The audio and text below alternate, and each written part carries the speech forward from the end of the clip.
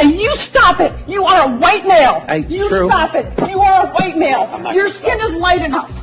Stop it. You're a white woman with blonde hair. Yeah? That's right. You are racist. You're fucking a white male. You're a white man. Right, well, nobody has to save you because you're a fucking white man who gets to do whatever he wants to in this space, right? You have a fucking culture. I don't? No, you don't. Oh. We're fucking white. We don't have a goddamn fucking culture. Are you? I sit here as a privileged white woman. I cannot imagine, but I appreciate you educating us. Well, because we're white, we have had privilege, even the poorest of us. When you're white, you don't know what it's like to be living in a ghetto. You don't know what it's like to be poor. You don't know what it's like to be hassled when you walk down the street or you get dragged out of a car. What do you say to the people who dragged a poor white guy out of a car and beat him? Oh my goodness, poor white people, please. Oh my, stop it, Carl. Those white guys, those middle-aged, boring, nerdy-looking white guys. I don't even know what diversity means, but whatever. Thank you. It means non-white men. What do you mean we're lucky to be white? It's not luck, it's privilege. We're privileged, and that's unfair. I would say our country should be more fearful of white men across our country because they are actually causing most of the deaths within this country. We should be profiling, monitoring, and creating policies to fight the radicalization of white men. So we have to stop demonizing people and realize the biggest terror threat in this country is white men, most of them radicalized to the right. And we have to start doing something about them. There is no travel ban on them. There is no ban on, they had the Muslim ban. There is no white guy ban. So what do we do about that? All right, hold up. Is it recording? Yeah. All right. Why don't we murder more white people? Take one. I think we don't murder more white people because it's very dangerous to do so. I'm angry at white people most of the time. Most of the time. Like white power is Trump Tower. Like these things are put against each other, but when we say we want to kill whitey, we don't really mean we want to kill whitey, we do. But when we say we want to kill whitey, it's like it's a capitalist, not today. If white people want to see an improvement for people of color, they need to understand that racism is not learned, it's inherited, and either consciously or unconsciously passed down through privilege. The uncomfortable truth is that the white race is the most violent and oppressive force of nature on earth. I saw a thing that said a lot of men, white men, were committing suicide. And I almost thought, yeah, great. And then I thought about it a little more, and I thought, well, maybe you shouldn't say that in public. White Americans will soon be a minority, and that's great. Whites will not be the majority. I mean, it's an exciting transformation of the country. It's an exciting evolution and progress of our country in many different ways. Clearly, there's, among white supremacists, white nationalists, that is viewed as a horrific event. It's a kind of utopia, just the fact that the whole world will mix up with each other, that in, 70, 80 years, there will be no white people anymore, and only cappuccino-colored people. Look, that's the only way. This is the only solution. It's my way of thinking. It's our only hope, is our way out of this. Yes. It's going to take some time. That we're witnessing the end of white America as we know it. The question is, how long and how expensive will the funeral be? It means recognizing that there is one common enemy, the white man. We need to address the fact that, all of these groups of people, the issues they face, it all comes from the same people, white men. So we need to get rid of them. What I did wrong in 2016 is I overestimated white people. And white people have been probably woefully late to this conversation. But I'm not willing to let white voters off the hook.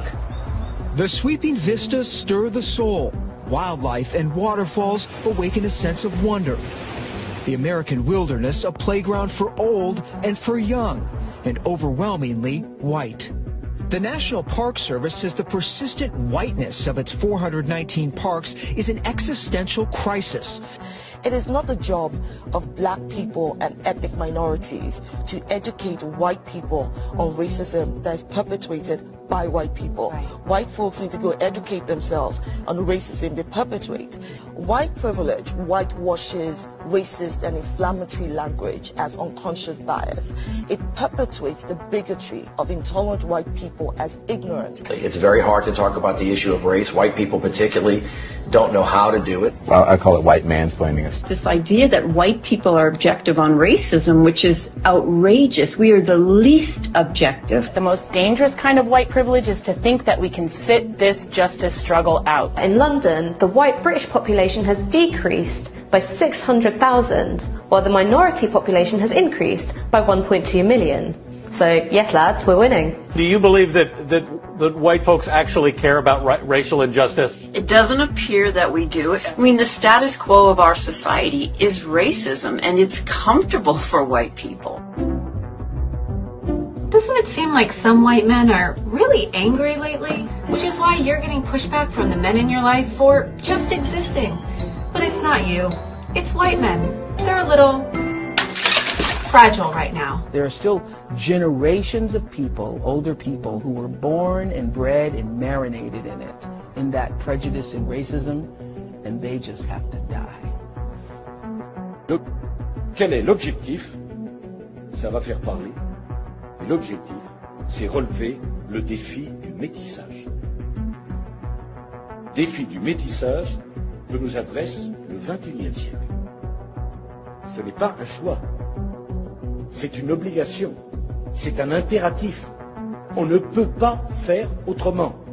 Si ce volontarisme républicain ne fonctionnait pas, il faudra alors que la République passe à des méthodes plus contraignantes encore. My concern is doing away with whiteness. Whiteness is a form of racial oppression, sure. The suggestion is that it is somehow possible to separate whiteness from oppression, and it is not. There can be no white race without the phenomenon of white supremacy. If you abolish slavery, you abolish slaveholders. In the same way, if you abolish racial oppression, you do away with whiteness. Treason to whiteness is loyalty to humanity. Your views are fairly well received in academia. Yes, they're legitimate, not to say that everyone agrees. It is incumbent upon people who hold the power in this society to help to do that, to do the heavy lifting. And guess who that is? Who is that, Chris? White people.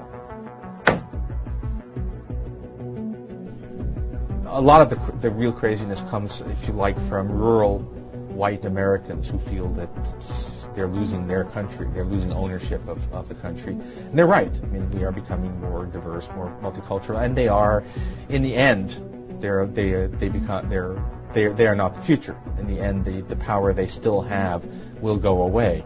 The reason why I helped write the standards and the reason why I am here today is that as a white male in society, I'm given a lot of privilege that I didn't earn. It's critical for white people, for people in general, to stop denying their racist ideas. It's sinful. It is a sinful, violent identity construct and culture.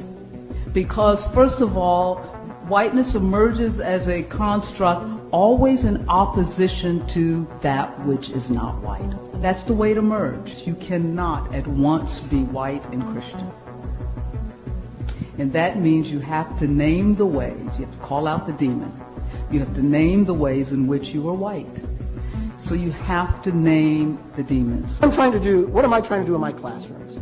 I'm trying to create dangerous spaces within my classrooms. Dangerous spaces.